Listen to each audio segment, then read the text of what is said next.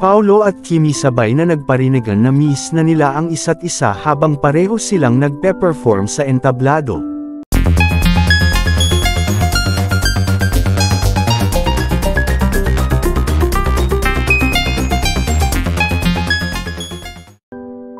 Miss na ang isa't isa. Kim Pao hindi na kayaang magkalayo sa isa't isa. Nakakakilig naman ang Kim Pao.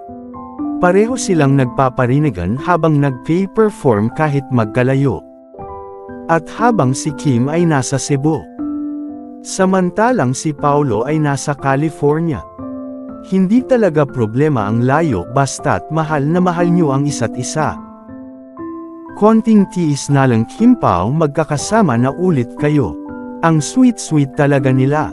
Mapapansin rin sa ilang clip ng video at mga larawan na panay iwas ni Paolo sa ibang babae. Alam din kasi ni Paolo na masasaktan si Kimi. At alam niya rin na maraming mga kamera ang nakakalat at gawa ng isyu ang paglapit ng mga babae kay Paolo lalong-lalo na sa tuwing magpapapicture.